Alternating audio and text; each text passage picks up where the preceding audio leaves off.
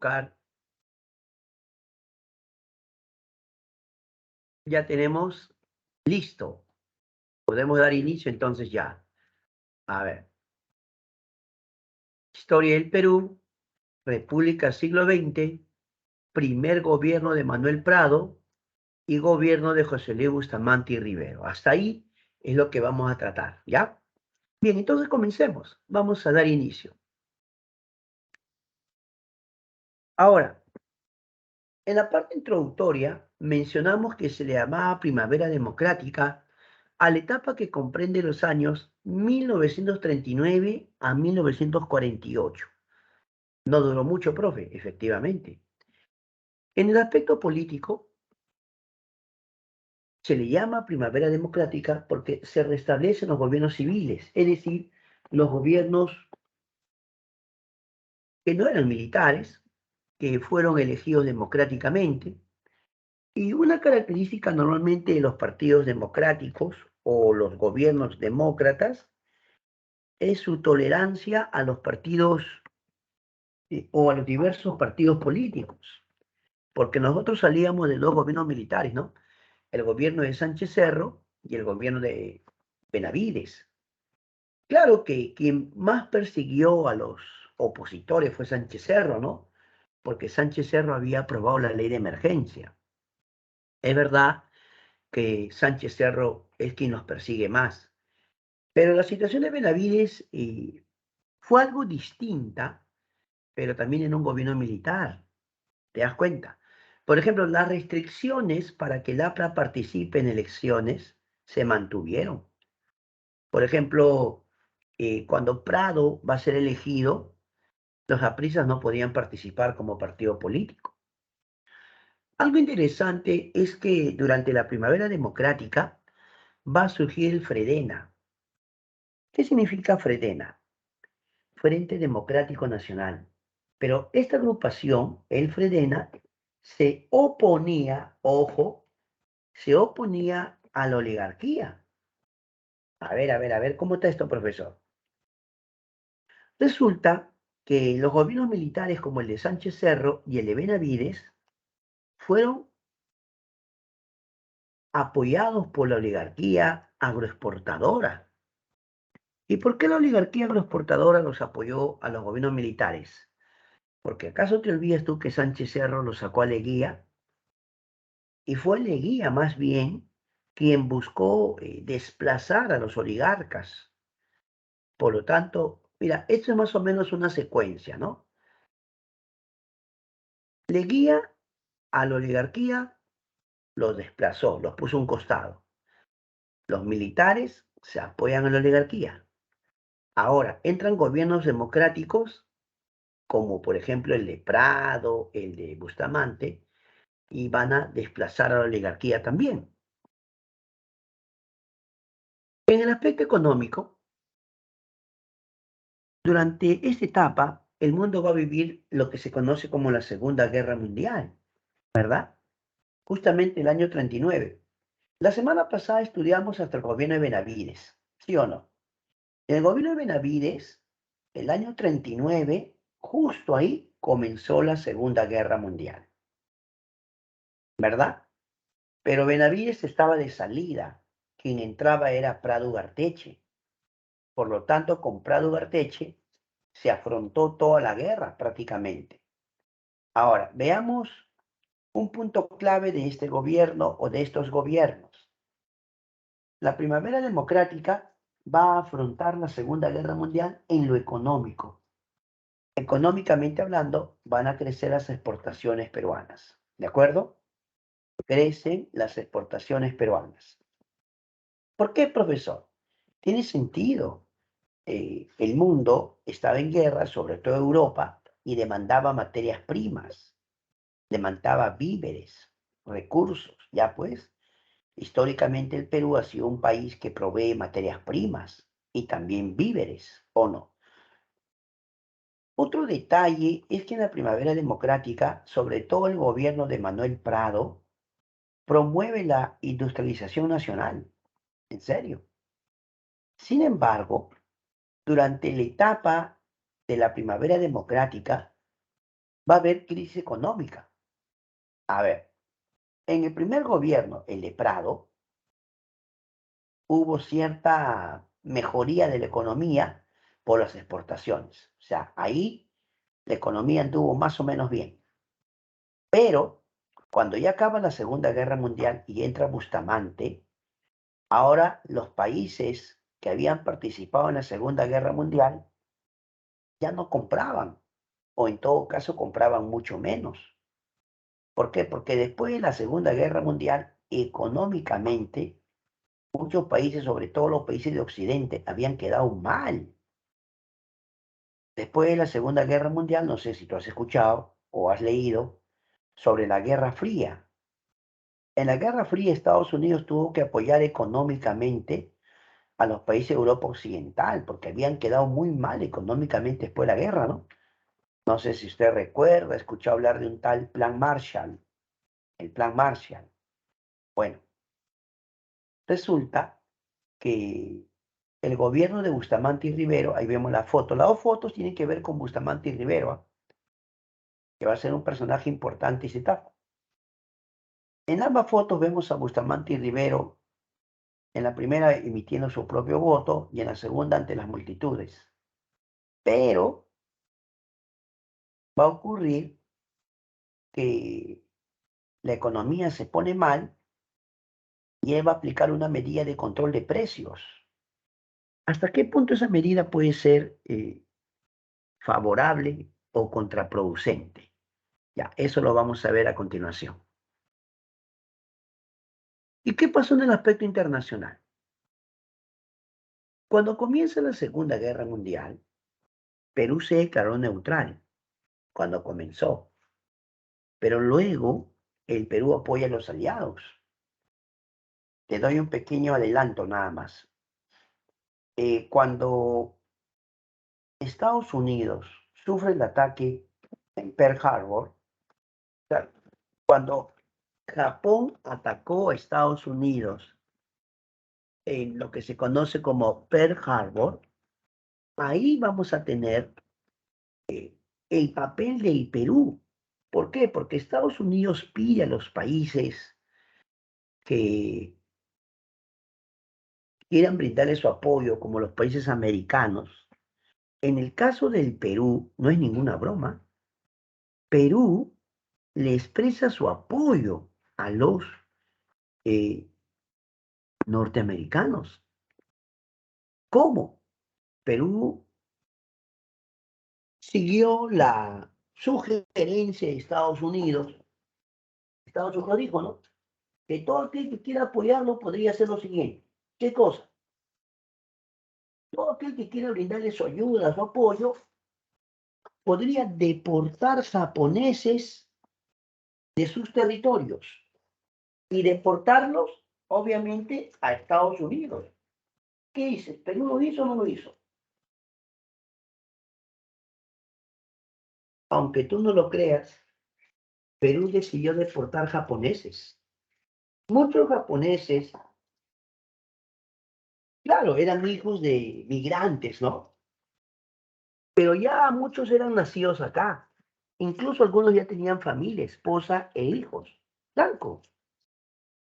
Entonces, si muchos eran ya nacidos acá en Perú y tenían esposas e hijos, ¿estaría bien deportarlos? ¿El argumento cuál era? El argumento era que Japón había atacado a Estados Unidos. Ya, pues. Y entonces Estados Unidos le pide a los países que quieran apoyarlos, colaborar con ellos, que deporten japoneses. Increíble, ¿ah? Porque Perú lo hizo, ¿no? Perú empezó a deportar, Franco. Y muchos tuvieron que abandonar el Perú durante esa etapa. Y por si no me crees, la última, fuera de broma, Perú declaró la guerra a los aliados. Pero, profe, no me engañe, eso fue en la etapa final ya. Cuando la guerra estaba terminando, profe, cuando la guerra estaba terminando, ahí, profesor, Perú declara la guerra. Ah, claro, es verdad. ¿Por qué circunstancia? Porque ya para ese momento los países aliados, Estados Unidos, Francia, Inglaterra, la Unión Soviética, prácticamente ya tenían cercado a Alemania ya. Alemania ya estaba cercado ya. Digamos que la guerra ya había llegado casi a su fin. Prácticamente Alemania ya había sido derrotada. ¿De acuerdo? Entonces, pensando en ese asunto, es que Perú ya decide declarar la guerra, pero muchos dicen que la razón es que ya se iba a formar las Naciones Unidas. Y para la formación de las Naciones Unidas, se dijo que los países que habían participado de alguna forma en derrotar a estos, al imperio alemán, japonés, ¿no? Podrían ser parte de los fundadores o miembros que funden la ONU. Y muchos dicen que Perú quiso ser parte de la ONU, por eso también decidió declarar la guerra, pero en la parte final. Pero para evitar que te confundas, quiero aclararte que la declaración de guerra que hizo Perú no significó que Perú mandara tropas a luchar. No, no fue así. ¿Por qué? Porque ya como te expresé hace un momento, la guerra prácticamente llegaba a su fin. Prácticamente Alemania ya había sido derrotada. ¿De acuerdo? Ya está. Ahora continuemos. Ah, esa es una fotografía, puedes ver, cuando muchos japoneses son deportados del Perú, los deportan, ¿ya? Vuelvo a repetirte, algunos japoneses decían, está bien que yo sea japonés, pero yo vivo años acá, mi esposa es peruana, mis hijos son peruanos, pero no, la ley salió y dijo, ¿sabe qué? Se van los japoneses. Ahora sí vamos a analizar el primer gobierno de Manuel Prado, ¿ya? Primer gobierno de Manuel Prado, del año 39 al año 45.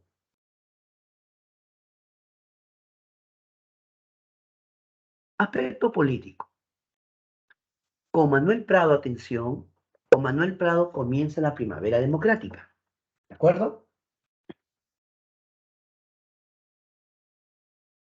Con Manuel Prado comienza la primavera democrática. Primer punto.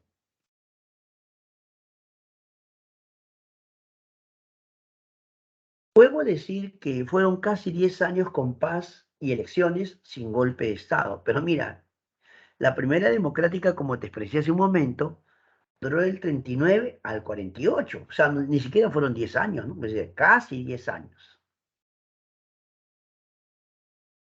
Ahora, un dato bien curioso acerca de Manuel Prado. Ese apellido Prado debe hacerte recordar a algunos prados famosos en la historia del Perú. Por ejemplo, uno de los prados más conocidos fue, como es lógico, Mariano Ignacio Prado. Participó en la Guerra del Pacífico. Mariano Ignacio Prado fue presidente en dos guerras importantes. ¿Te acuerdas tú la guerra con España de 1866, en la que el Perú, ojo, en la que el Perú derrota a los españoles con apoyo de los aliados, ¿no? En el famoso combate 2 de mayo. Eso fue en 1866. Pero luego, cuando gobernaba Mariano Ignacio Prado, hubo la Guerra del Pacífico. Y tú sabes lo que pasó, ¿no? Mariano Ignacio Prado dijo que se iba a Europa a comprar armamento y ya no volvió. ¿Recuerdas? Por lo tanto, ya, Manuel Prado es hijo de ese presidente. Pero hubo otro Prado famoso, por ejemplo, Leoncio Prado.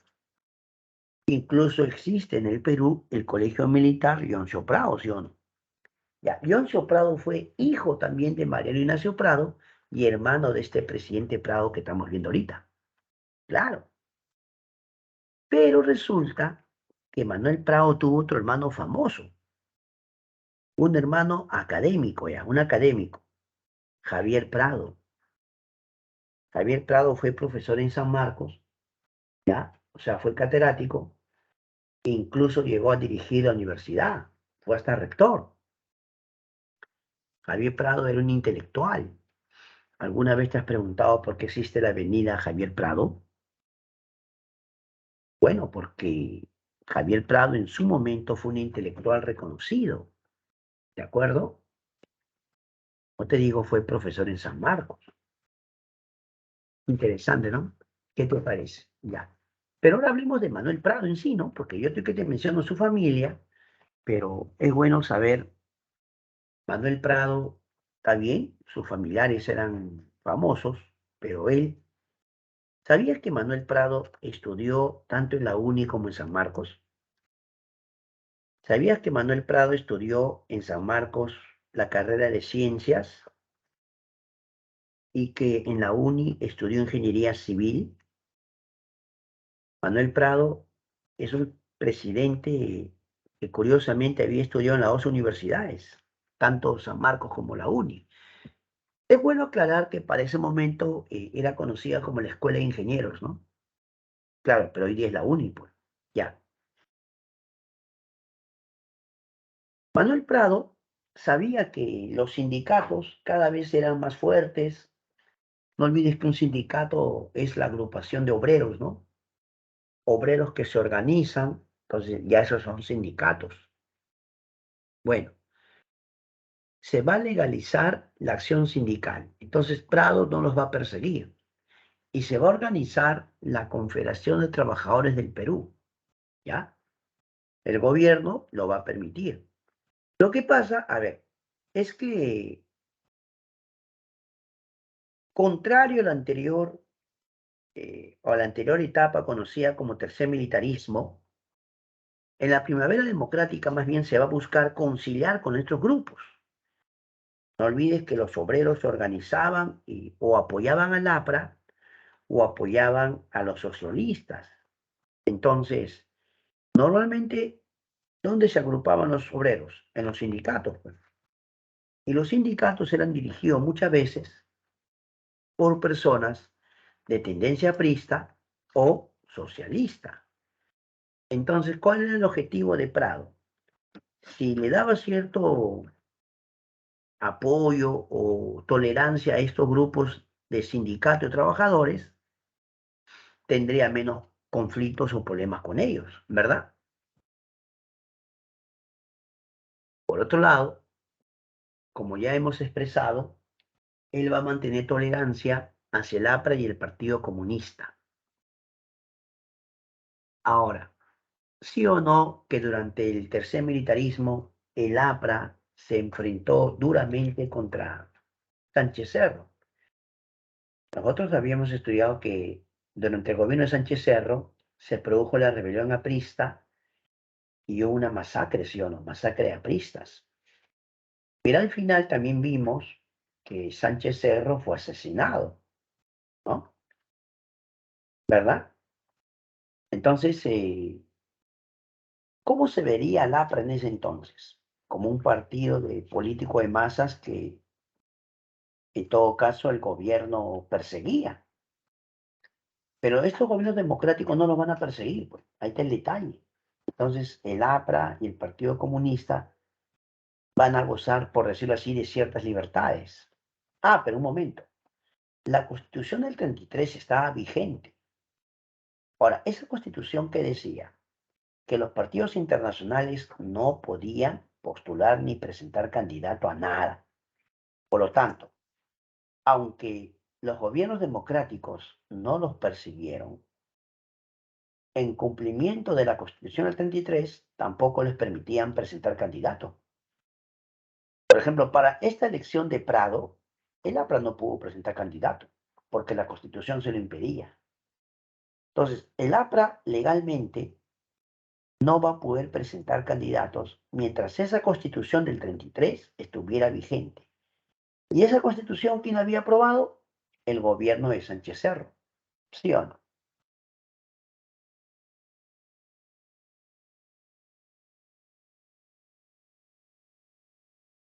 Veamos el aspecto económico. Durante la Segunda Guerra Mundial van a crecer las exportaciones y van a crecer enormemente. Claro, el mundo estaba en guerra, Europa estaba en guerra y demandaba muchas materias primas, demandaba víveres, alimentos.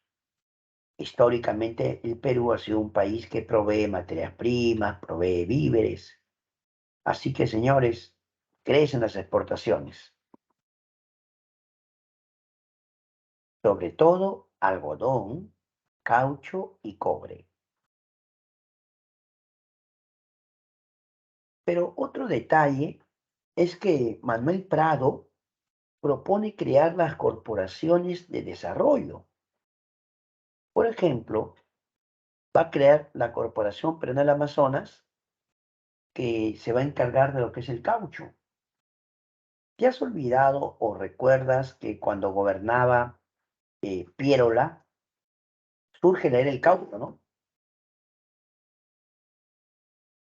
Y con esa llamada era del caucho se va a por todo el Perú, se va a exportar tremendas cantidades de caucho a países europeos, a Estados Unidos, países asiáticos.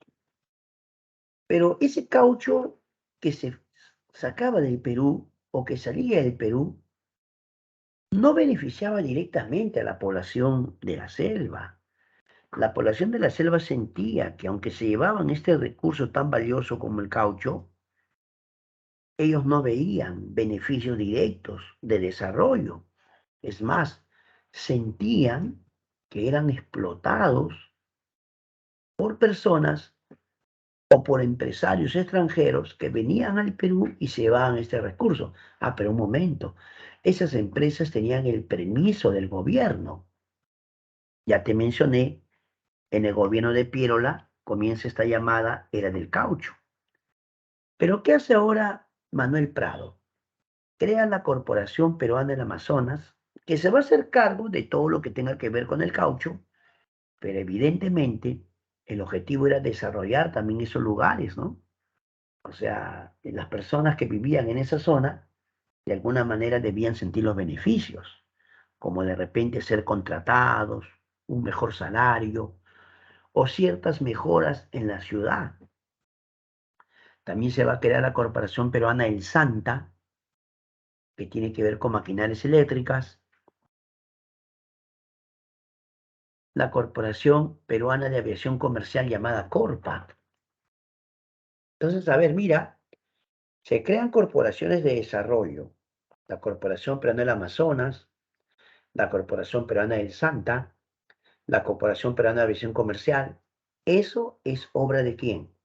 Del gobierno de Manuel Prado. ¿Estamos de acuerdo?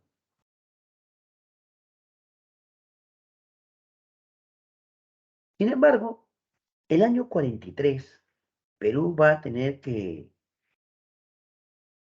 o va a tener la lamentable desgracia de que se incendie la biblioteca.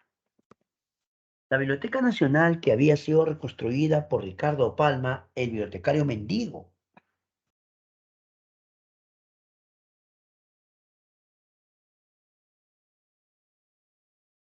Ricardo Palma, el llamado bibliotecario mendigo, había hecho un gran trabajo para reconstruir la biblioteca después de la Guerra del Pacífico, ¿verdad? Pero ahora, el año 43, se incendia la biblioteca y se le va a encargar este trabajo al gran Jorge Basadre, historiador, profesor en San Marcos, el gran historiador de la República. ¿Sabías tú que Jorge Basadre, ahí lo tienes a Jorge Basadre, hizo una gran labor también para reconstruir la biblioteca? Algunos estudiantes, sobre todo los de la actualidad, tal vez no ven tanta necesidad de ir a una biblioteca porque son otros tiempos, mi profesor. Ahora todo está en Internet. Bueno, yo no estoy de acuerdo. No todo está en Internet. Tal vez mucho está en Internet, pero no todo. Bueno, es mi opinión. Respeto otros puntos de vista. Hay libros que solo puedes encontrar en las bibliotecas.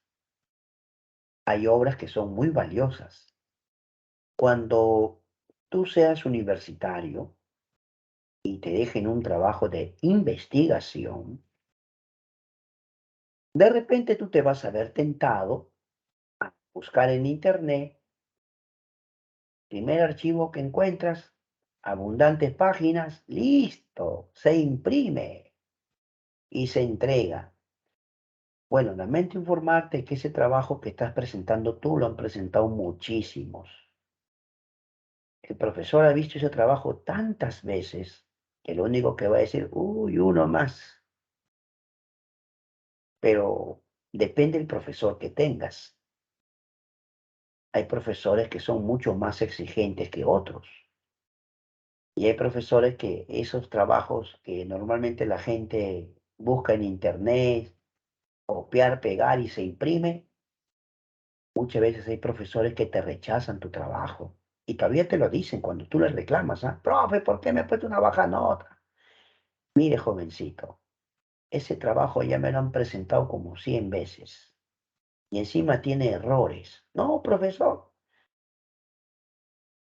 haga un buen trabajo, investigue, señor. Tome, le devuelvo y le voy a dar oportunidad para que lo haga de nuevo. Investigue.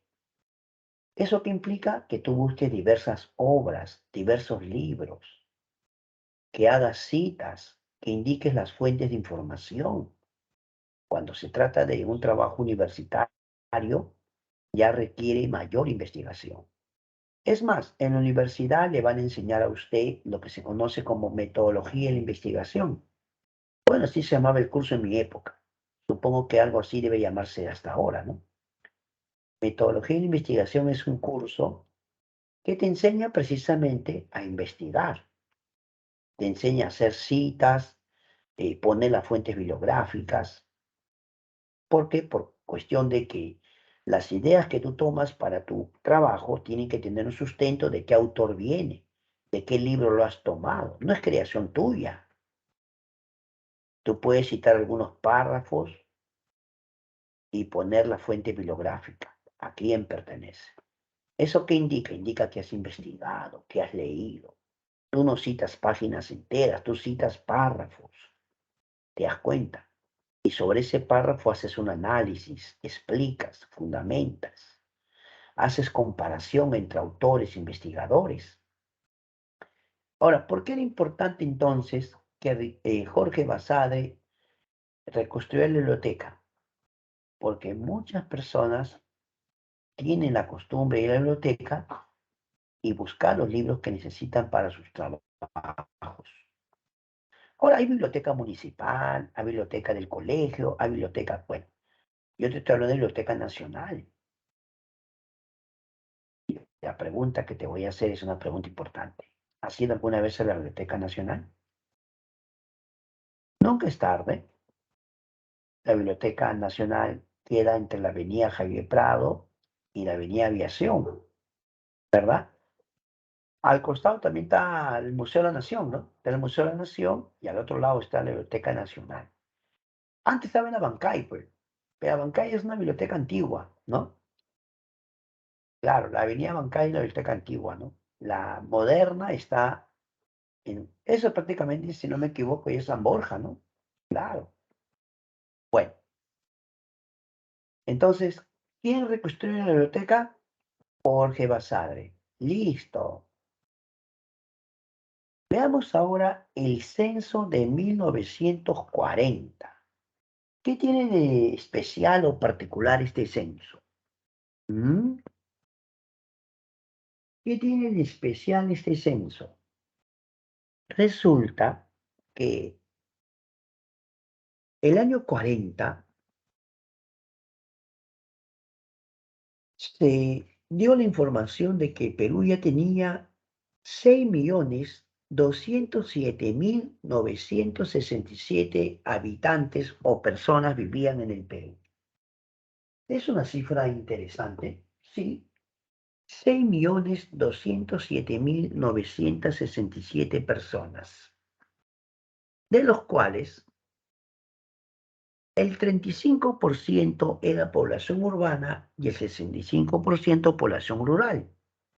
Quiere decir que más personas vivían en el campo que en la zona urbana, en la ciudad. O sea, en general, más personas vivían en la zona rural o en el campo. O sea, que mucha gente se dedicaba a ser campesinos, ganaderos, ¿no? ¿Está bien o no? Ya. Y la población más o menos estaba distribuida así. El 24% era en la costa, el 63% en la sierra y el 13% en la selva.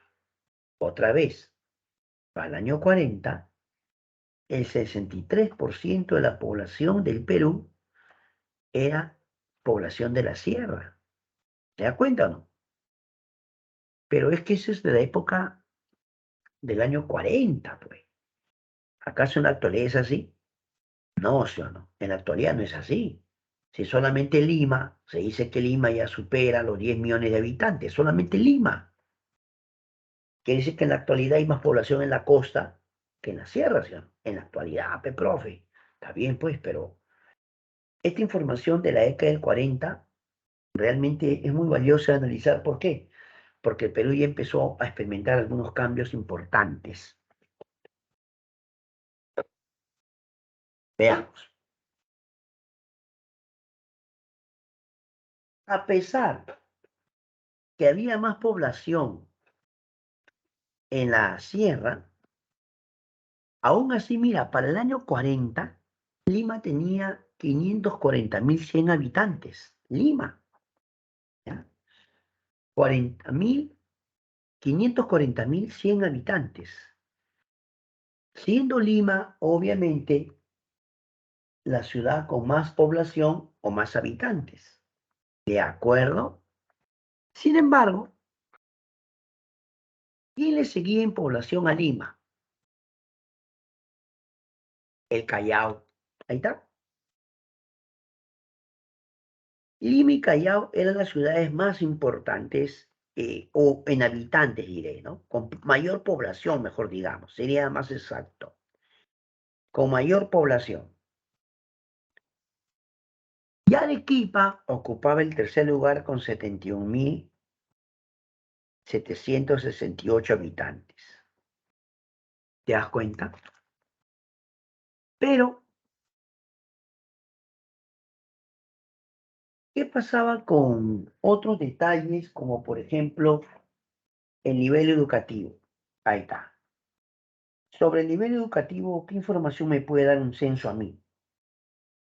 Yo tengo información sobre el censo que me dice cosas como, por ejemplo, cuántos peruanos tenían cierta educación y cuántos no tenían ni siquiera una formación elemental en cuanto a primaria y secundaria.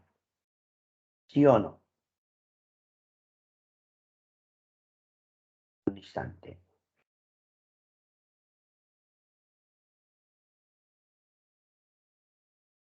Ahora sí. Esta información que les voy a leer es una información Historia de la República de Enrique Chirino Soto. ¿Ya? Historia de la República. Dice así la información. El censo de 1940 arroja una población superior a los 6 millones de habitantes. De acuerdo con esa misma encuesta, escucha, solo uno entre 44 personas ha recibido instrucción secundaria. Mira, dice, solo uno entre 44 personas ha recibido instrucción secundaria.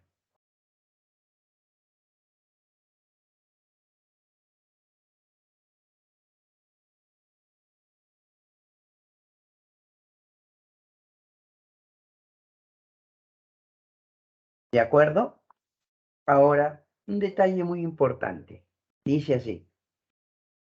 Solo uno entre 336 recibe entrenamiento comercial o técnico. Mira, solo uno entre 336 recibe entrenamiento comercial o técnico.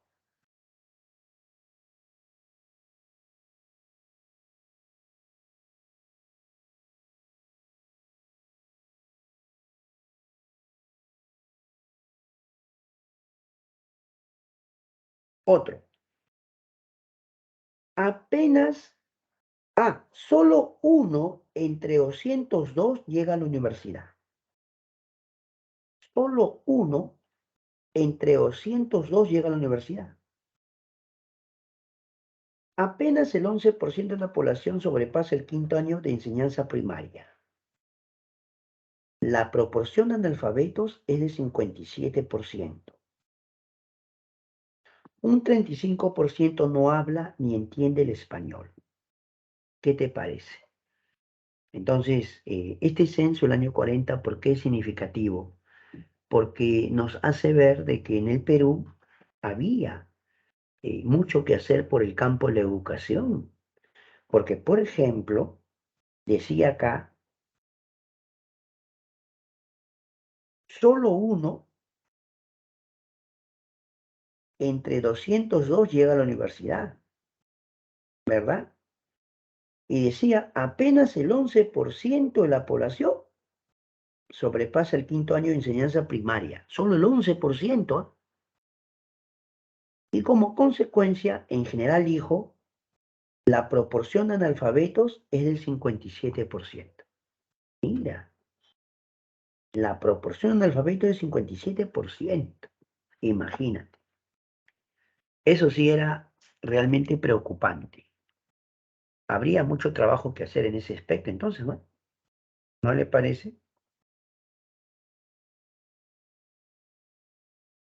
Ya, ahora, pasamos a otro punto.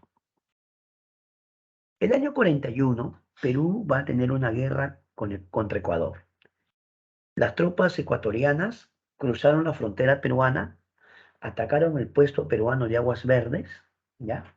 Las tropas ecuatorianas ingresan al territorio del Perú. El presidente Prado le va a encargar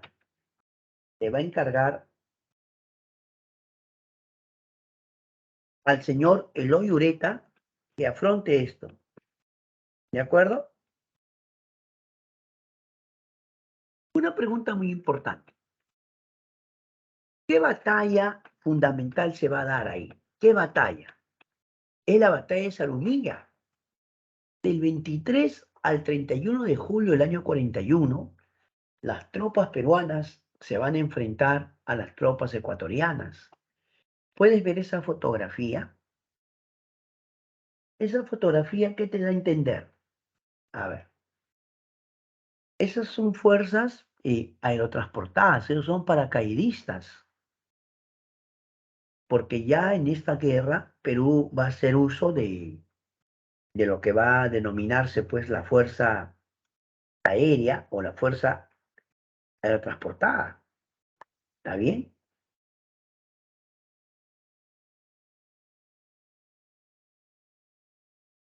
Muy bien. Por otra parte,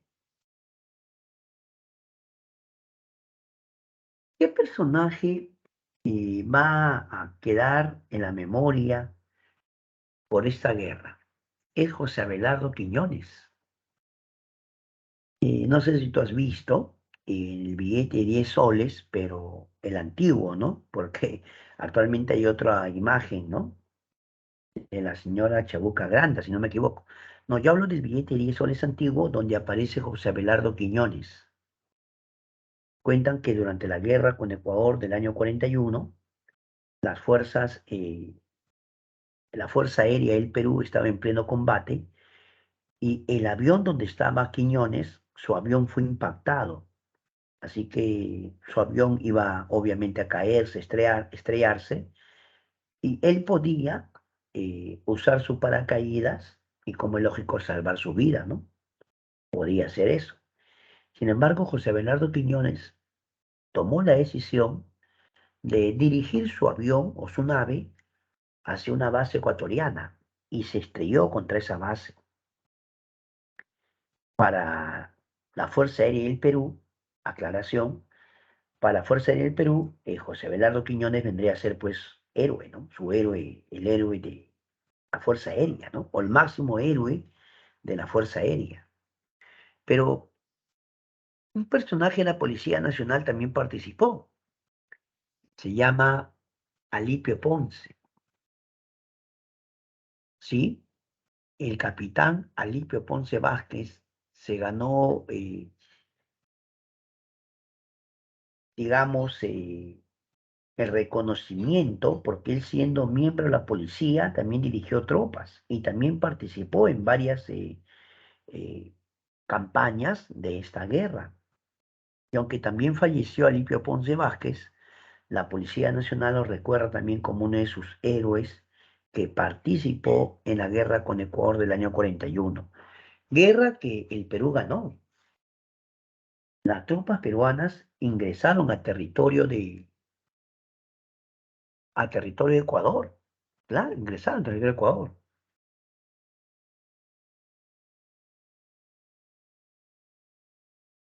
La guerra concluye con la firma del Protocolo de Río de Janeiro, cuando países como Estados Unidos, Brasil, Argentina y Chile van a intervenir como países garantes para la firma del histórico documento. ¿Cómo se llama ese documento? Protocolo de Río de Janeiro. No te olvides, el Protocolo de Río de Janeiro se firma ¿en qué gobierno? Estamos hablando del gobierno de Prado, ¿ya? Manuel Prado.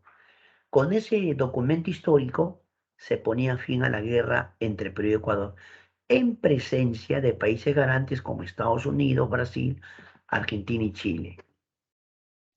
Y ya pasamos al gobierno de Bustamante y Rivero. Resulta que después de la guerra salió un candidato a la presidencia que podía ganar. Era el señor Eloy Ureta. Eloy Ureta había dirigido las tropas peruanas en la guerra contra Ecuador. ¿Te acuerdas? Entonces, más de uno sabía que Eloy Ureta podía ganar porque la gente lo recordaba pues como un general victorioso, no un general vencedor de la guerra. Pero otros querían que se mantenga todavía un demócrata y el candidato era José Luis Bustamante Rivero. Para asegurar la victoria, los grupos o los partidos democráticos proponen hacer un frente y le llamaron Fredena, Frente Democrático Nacional. El APRA no podía presentar candidato porque ya te dije, la Constitución del 33 le impedía al APRA presentar candidato, ¿verdad? Por ser considerado partido internacional. Pero el APRA eh, decide apoyar el Fredena. En otras palabras, el APRA va a ser aliado de Bustamante. Claro, ellos no postularon como APRA, postularon como Fredena, pero muchos apristas ingresaron al Congreso y así que el APRA va a tener incluso mayoría parlamentaria. Pero vuelvo a aclarar, ellos eran, en ese momento eran Fredena. Bustamante no va a permitir o no va a perseguirlos al igual que Prado, ¿no? No persiguió a los partidos políticos y ahora Víctor Raúl de la Torre va a tener más protagonismo todavía. ¿Por qué? Porque había bastante apristas en el Congreso, pues. Entonces, como había muchos apristas en el Congreso, eh, Víctor Raúl Ayala Torre va a tener más protagonismo, ¿verdad?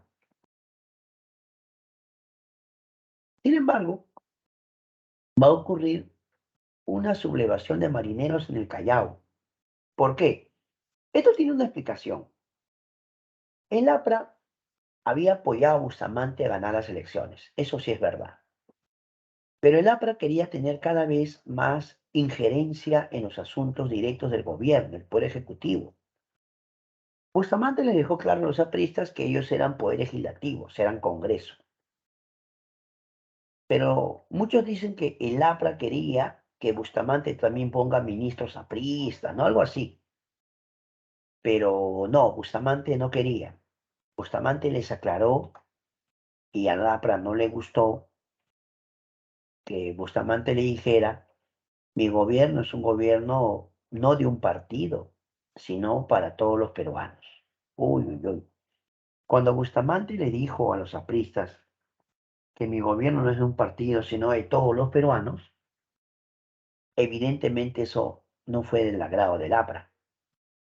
Y ya poco a poco el APRA, de lo que había estado muy bien con Bustamante y Rivero, el APRA empezó a distanciarse. Y ya poquito a poquito el APRA se estaba volviendo oposición. Pero como ya la cosa entre Bustamante y el APRA se notaba ya una situación distante, es así que está hay una sublevación de marineros en el Callao y cuando son arrestados y se les interroga, ellos confesaron que el APRA también había participado. ¿Qué cosa? Así que Bustamante y Rivero se enojó mucho y declaró al partido aprista fuera de ley. ¿Sí? Bustamante y Rivero declaró fuera de ley al partido aprista, o sea, el APRA volvía a ser un partido ilegal. Veamos algo sobre el aspecto económico del gobierno de Bustamante y Rivero. Va a crear la empresa petrolera fiscal. Claro, con el paso de los años se va a crear Petroperú, ¿no? Con el paso de los años. El mundo ya no compraba como antes, porque vuelvo a repetirte, después de la Segunda Guerra Mundial, muchos países en lo económico quedaron muy mal. Entonces no va a haber ya tantas exportaciones, o mejor dicho, va a disminuir las exportaciones. Con Bustamante se da el incremento del control de precios, subsidios y control del tipo de cambio. Un detalle sobre esto. Cuando la economía está mal y empiezan a subir los precios, eh, obviamente la población está descontenta, ¿no? Algunos gobiernos, como el caso de Bustamante, porque estamos hablando de Bustamante, se ven tentados a aplicar control de precios. Eso es cuando tú mandas incluso supervisores a los mercados, amenazas con sancionar a los comerciantes que estén subiendo los precios de una forma constante. Incluso a veces se le dice a los comerciantes que le van a decomisar su mercadería, que le van a poner multas o que le van a quitar la licencia de funcionamiento. Entonces algunos comerciantes tienden a esconder los productos, lo esconden. Y ante la escasez, ¿qué pasa con los precios? ¿No se incrementan?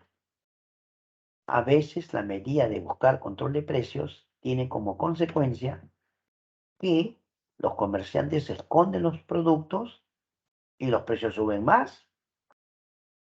No siempre, claro. También subsidios. Los subsidios es cuando tú a un producto de su precio real lo vende más barato y el porcentaje que falta lo cubre el Estado.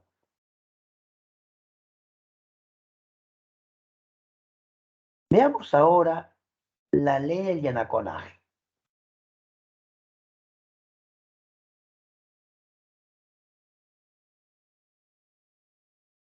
Una pregunta. ¿Qué pasaba con la situación del campesino? Mira que ya era 1945, 1948 y había campesinos que estaban en la situación de prácticamente servidumbre en muchas haciendas. No les remuneraban. Los hacendados o gamonales, ¿qué decían? Le doy casa, comida y trabajo. ¿Qué más quiere? O sea, los grandes hacendados o terratenientes tenían bastante trabajadores o campesinos en sus tierras, pero ellos argumentaban que con darles trabajo, comida y una casa ya es bastante, pero no les pagaban, así es simple. Entonces, ¿qué implicaba la ley de anaconaje? Remuneración. Bustamante y Rivero aprobó esta ley que decía que a los campesinos le tenían que remunerar, pero obviamente eso no va a ser del agrado de quién. Aquí no les gustó eso nada. A los oligarcas terratenientes, a los gamonales, a los hacendados, ellos estaban molestos, porque esta ley decía que les tenían que pagar un salario a los campesinos. ¿Te das cuenta? Por otro lado, se aprueba o se crea la Corporación Nacional de Vivienda. Se construye la unidad vecinal número 3. ¿Dónde queda la unidad vecinal número 3? Tú te ubicas por San Marcos, por la avenida Universitaria y Colonial, por ahí está la unidad vecinal, frente a San Marcos, ¿ya? Pero una de las cosas más trascendentes del gobierno de Bustamante y Rivero es la ley de las 200 millas. La ley de las 200 millas. ¿En qué consiste? Perú va a defender su derecho soberano a preservar la riqueza marina que tiene en su mar. ¿Por qué? Porque había grandes compañías pesqueras, extranjeras sobre todo, que venían, pescaban de una forma pues hasta irresponsable, porque no respetaban las llamadas vedas. Las vedas son cuando se prohíbe la pesca para que los peces puedan reproducirse, ¿no? Para que puedan crecer y reproducirse. O sea que hay temporadas en las que no se debería pescar, ¿no? O ciertos recursos deberían respetarse. Pero sobre todo que Perú tenía derecho a que si empresas extranjeras venían, pues Perú tenía que otorgarles una licencia y ellos tenían que, en todo caso, sacar sus permisos y pagar sus impuestos, ¿sí o no?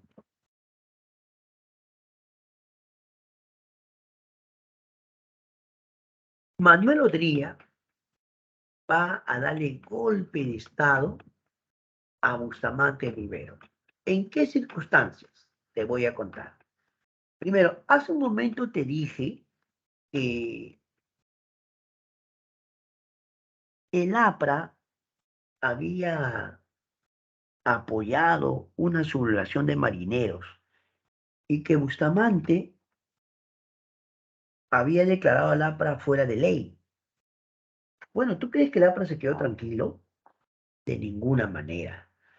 Ahora el APRA empezó a protestar, encima el APRA tenía congresistas, en el Congreso se sentía la presión, por ahí se hablaba de que pensaban hasta, ¿por qué no?, una vacancia contra Bustamante, todo se hablaba. Algunos decían que el APRA iba a presionar en las calles con protestas, pero antes que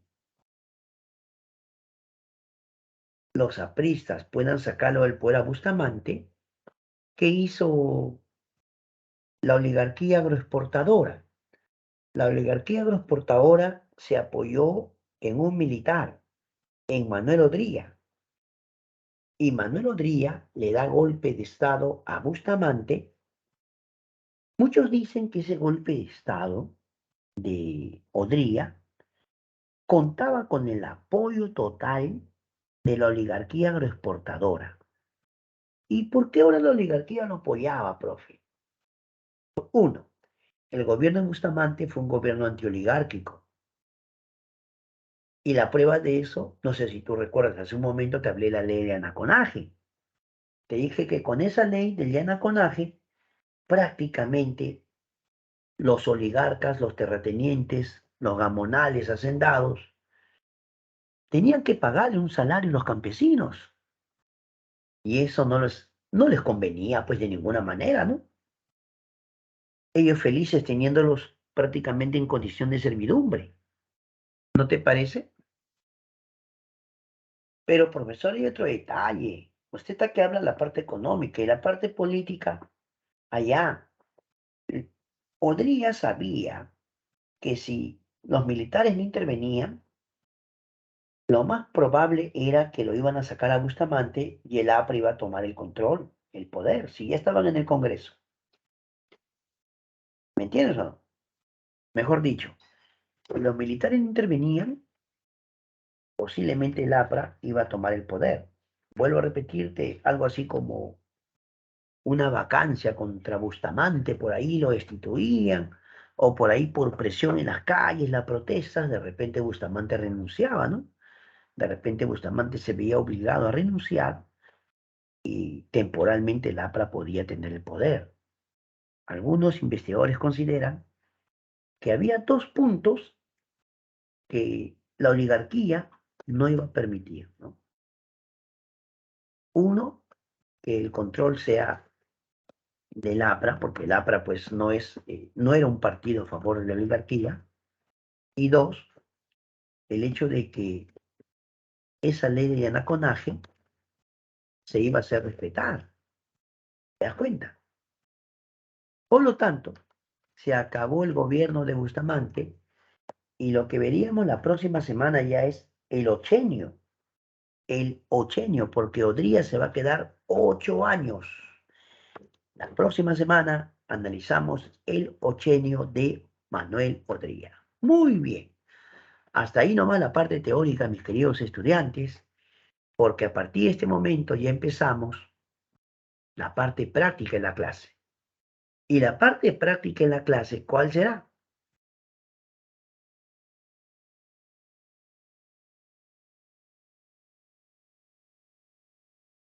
La parte práctica es ya comenzando con el examen diario, ¿de acuerdo?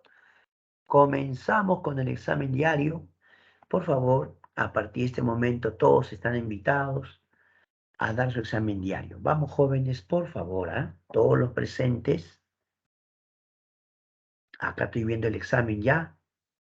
Lo estoy viendo. Está listo y listo. Está activo ya el examen para que den, pues, muchachos. Por favor, todos están invitados a dar su examen. Vamos, chicos.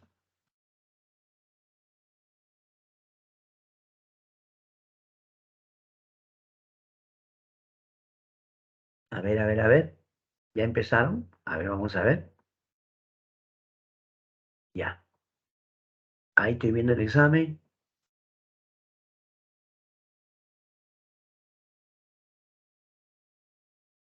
Listo, listo. Ya tengo dos respuestas y les ha ido súper bien. Felicitaciones. Pero esperemos que todos puedan darlo. Vamos, chicos, todos dan su examen, ¿ah? Por favor, todos.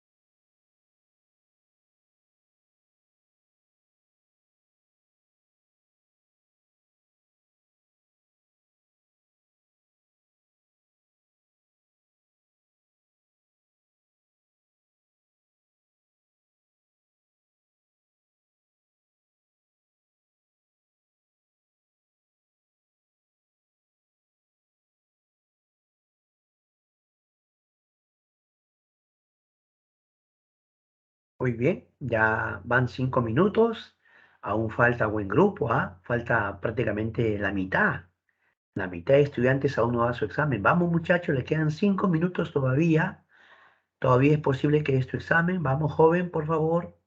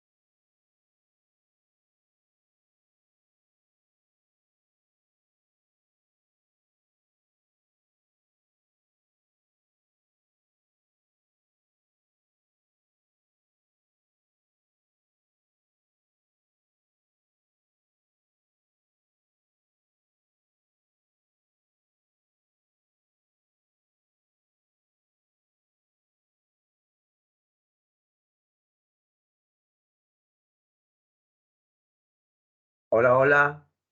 Muy bien. Felicitarlos, mis queridos amigos, por haber dado muy bien su examen. Siempre saludarlos por ese buen trabajo, ese buen desempeño. Excelente. Ahora vamos a continuar con el momento de practicar.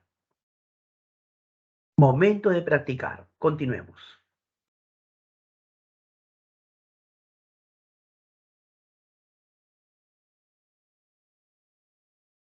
¿Eh?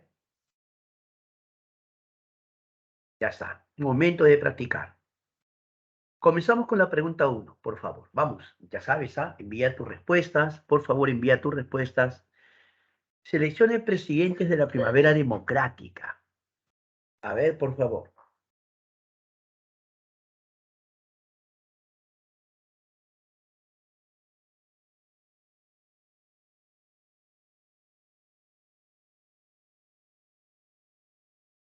¿Cuáles serían presidentes de la primavera democrática? No olvides que primavera democrática son gobiernos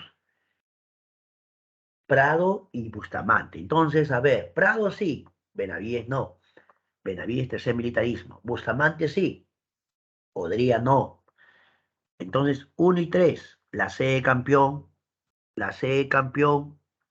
Listo. Pregunta dos. Vamos, concéntrate. Pregunta dos.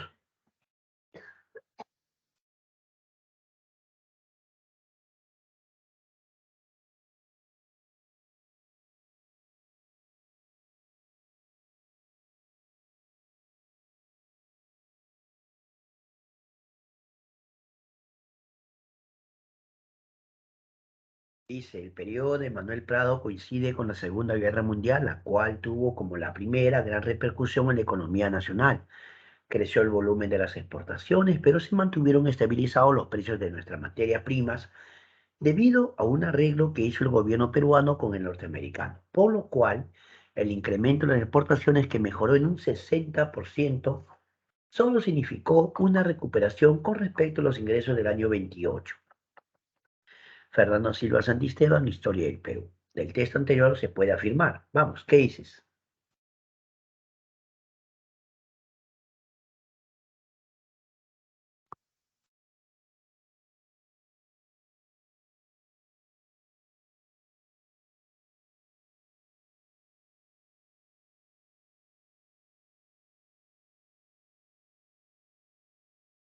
Claro, la respuesta sería la B, ¿sí o no?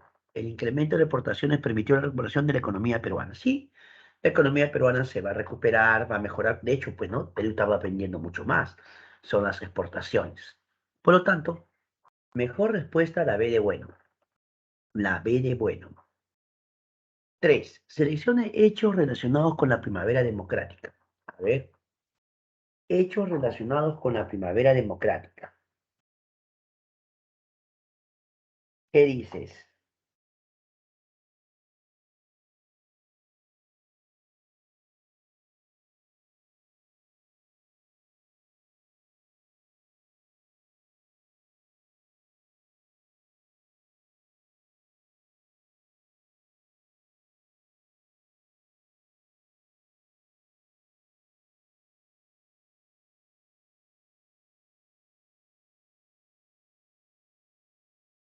Uno.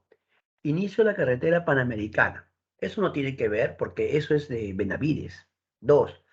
Promoción de la industrialización nacional. Sí. Se reconstruyó la Biblioteca Nacional también. ¿Construyó el hospital de empleado? No. Eso es en la época de Odría. ¿Se crea la Corporación Nacional de Vivienda? Sí. Por lo tanto, 2, 3, 5. 2, 3, 5. La E. ¿Está bien? La E de estudioso. 4. Vamos a la 4. Vamos a la 4. La 4, la 4.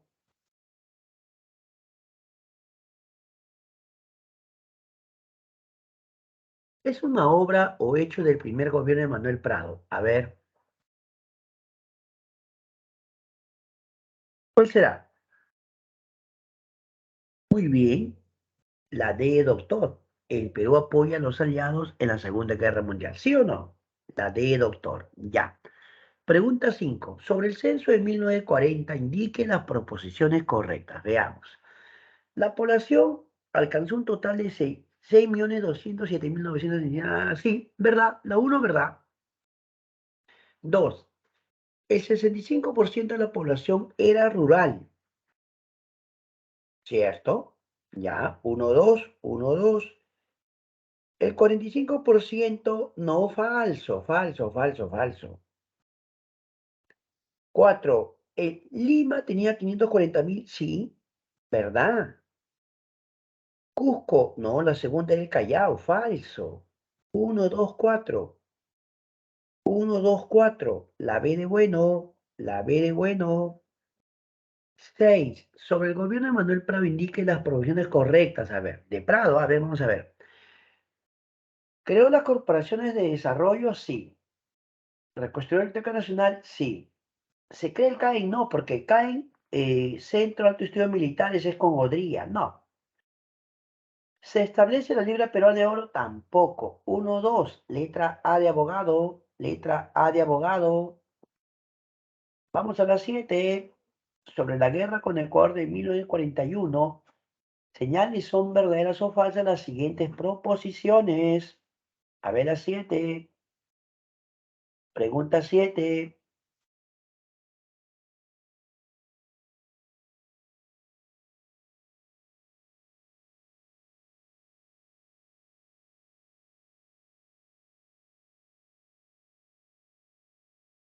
¿Qué dices? ¿Cómo vas? ¿Cuál es? La 7. A ver, Ecuador atacó el puesto peruano de oro. No, el puesto peruano de aguas verdes. No, falso, falso. ¿Pero el triunfo de Batalla de Salumía? Sí. ¿Se produce la inmolación de José Blas Quiñones? Sí. Los países garantes del protocolo de Río de Janeiro fueron Estados Unidos, Colombia, Brasil, Argentina. Colombia no. Colombia no. Fue Chile. Colombia no. Falso, verdadero, verdadero, falso. Ahí, ¿sí o no? Falso, verdadero, verdadero, falso. La E. ¿Sí? 8. Sobre el gobierno de José Luis Bustamante y Rivera indique aspectos importantes. 1. Fue un gobierno autoritario a favor de intereses oligárquicos. Un gobierno autoritario a favor de intereses oligárquicos. ¿Qué dices?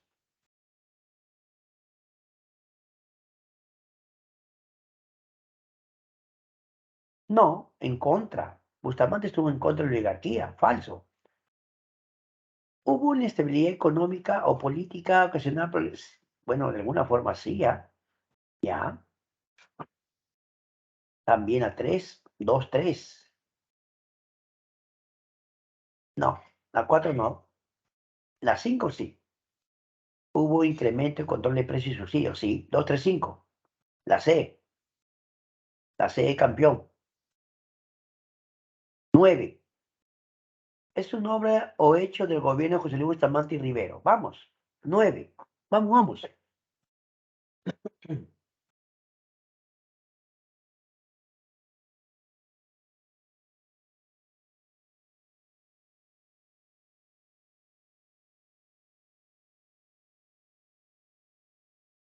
En la 9. Es una obra o hecho del gobierno de José Luis Bustamante y Rivero. La respuesta sería la E. Creación de la empresa petrolera fiscal. Claro. La E de estudioso. 10. De la siguiente relación de acontecimiento histórico, señale los que corresponden al gobierno de José Luis Bustamante y Rivero. A ver, veamos. 1. ¿Ley de naconaje? Sí. ¿Conflicto con Colombia? No. Bustamante no tuvo ningún conflicto con Colombia. Quien tuvo conflicto con Colombia fue Sánchez Cerro. 3. ¿Guerra con Ecuador? Sí. No, fue comprado. La guerra con Ecuador es comprado. Nada. ¿Leo 200 millas? Sí. Eso sí. 1 y 4. 1 y 4. Letra A de abogado. Letra A de abogado. ¿Está bien? Entonces, ya hemos concluido el momento de practicar. Dejo de compartir. Y a partir de este momento, invitarlos, jóvenes, gracias a los que han mandado sus claves, ¿no? Por ejemplo, Darwin, gracias Darwin, Ariana Jennifer, Camila, Paula, Mary Joy, Jimena, y a todos los jóvenes que han enviado sus respuestas, como Fabián, gracias a todos los muchachos, Yesenia, gracias chicos, por siempre estar participando en clases, eso es muy bueno, felicitarlos. Bien, ahora, también está Andrés Sebastián, también mis saludos para Andrés Sebastián. Excelente, los que mandan sus respuestas, felicitaciones. Muy bien por participar en clase. Jonathan Sebastián también, Ahí está Jonathan Sebastián, excelente. Gracias, chicos. Pero ahora ha llegado el momento de que usted haga algunas preguntas del tema o temas anteriores. Si no tienes una pregunta, pero quieres que te explique mejor algo, de repente, profe, no escuché bien, no entendí bien, yo lo explico de nuevo, ¿ya? Profe, entré un poquito tardecito, no escuché la primera parte, explíqueme, ya yo también te puedo explicar, no hay problema. André, yo que estaba comentando que cuando era el año 41, en plena Segunda Guerra Mundial, Japón ataca a Estados Unidos, pero el ataque a Pearl Harbor, ¿no? El ataque a Pearl Harbor. Entonces, cuando se produce eso, Estados Unidos le dice a los países americanos que le brinden su apoyo. ¿De qué manera? Deportando japoneses. Entonces, acá en Perú había una colonia japonesa, ¿no? Hasta ahora, ¿sí o no? Claro. Sino que en ese momento, el gobierno de Prado, que era un gobierno que obviamente estaba a favor de Estados Unidos, decidió deportar japoneses. El problema era que, ¿cómo podías tú determinar quién era un japonés recién llegado de aquel que ya tenía años acá? Había algunos que, por ejemplo, tenían ya esposa e hijos. Incluso algunos habían nacido acá. Claro, papá y mamá japoneses, pero habían nacido acá. Entonces, aunque físicamente eras un japonés, ya eras peruano de nacimiento. Pero igual. Hubo países que no hicieron eso. Por ejemplo, Brasil no deportó japoneses. La diferencia es que Brasil, aunque no deportó japoneses, Brasil sí mandó tropas a la Segunda Guerra Mundial. Ahora, Perú no mandó tropas, pero sí deportó japoneses a Estados Unidos. Bueno, eso fue en la Segunda Guerra Mundial, André. Gracias. Fabián Vilches dice, ¿podría repetir sobre la ley del naconaje? Claro, por supuesto. Usted sabe que un yanacona es un ciervo agrícola, ¿verdad? En la época del virreinato, los españoles volvieron a los campesinos, agricultores, siervos agrícolas o yanaconas. Eso va a persistir en plena república. A pesar que Perú ya era una república, siglo XIX, siglo XX, en el Perú seguía habiendo yanaconas, porque aún existían grandes terratenientes, hacendados o gamonales. Pero el presidente Bustamante, por cierto, él era abogado de profesión, él era abogado.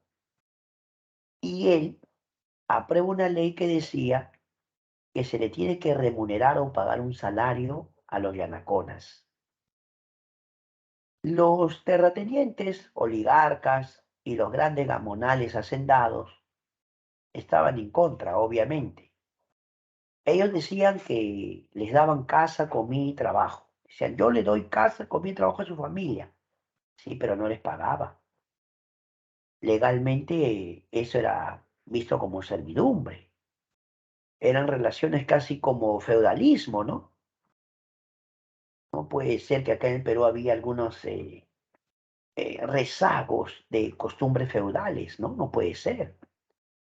Entonces, lo que hizo Bustamante y Rivero es aprobar una ley con la cual se les debía remunerar, ¿ya? Esa es la idea. Luego pregunta Mary Joy. Claro, Mary Joy, mira, esto de Corporación Nacional de Vivienda es cuando el Estado peruano decide tomar acción construyendo complejos habitacionales para que la gente tenga una casa propia. Bustamante no ha sido el primero ni el único, pero en su época, cuando él crea la Corporación Nacional de Vivienda, va a construir todo un complejo habitacional. Por eso le digo, frente a San Marcos hay la unidad vecinal número 3. Para que ustedes se ubiquen, entre la Avenida Universitaria y Colonial, ahí está la unidad vecinal número 3. Tú ves, son casitas pequeñas, pero están bien ordenaditas, bien bonitas, ¿no? Eso se construyó en esa época, pues. Y así va a haber otros presidentes que van a construir. Belaúnde también. Belaúnde también va a construir. Y después, en la época del señor Alejandro Toledo, se aprobó incluso el plan Mi Vivienda, en la época de Toledo. Y se hicieron bastantes complejos habitacionales de departamento, ¿no? Pero eso es en la época de Toledo, ¿ya? Bueno, bueno. Gracias.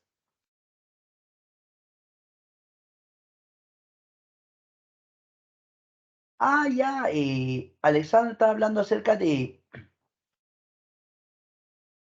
cómo de alguna forma debe haber cierto apoyo europeo, ¿no? Al proceso de independencia. Bueno, bueno.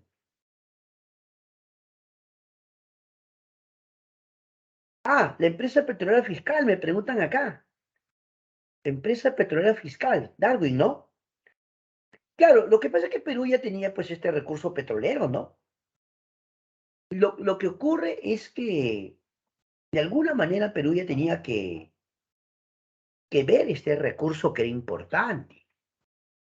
Posteriormente, el gobierno de Juan Velasco crea Petroperú. Lo que pasa es que nosotros más lo conocemos actualmente como Petroperú, ¿no? Ahí está el detalle,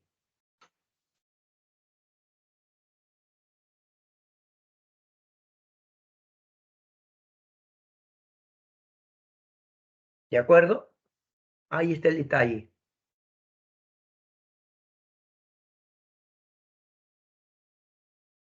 Por otro lado, preguntan por acá. ¿Cuál es la diferencia entre asuntos? Dice, oficina de asuntos indígenas y asociación proindígena. Ya. Es que la oficina proindígena es un ente no del gobierno. Y la oficina de asuntos indígenas sí era del Estado, creado por Leguía. ¿Entiendes? Leguía lo va a crear.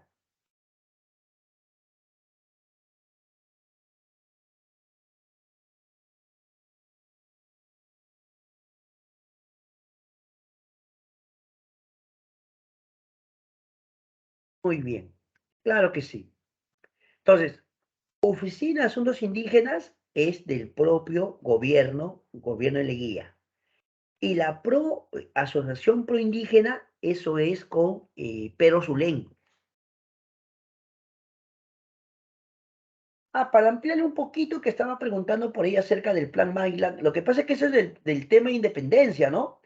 Era un proyecto británico, ¿no? Que quería de alguna forma también apoyar el proceso de independencia. Pero los ingleses apoyaron más que todo económicamente. El proceso lo va a llevar a cabo principalmente eh, Fuerza de San Martín y Bolívar, ¿no?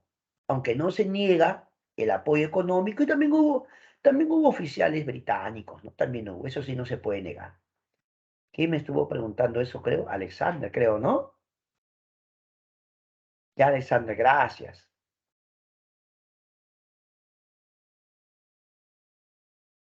Dice Fabián, ¿cuál es la causa del golpe de Estado de Dría? Dos razones. La primera, eh, defendía intereses de la oligarquía agroexportadora y dos, de alguna forma evitaba que el APRA llegue al poder, ¿no?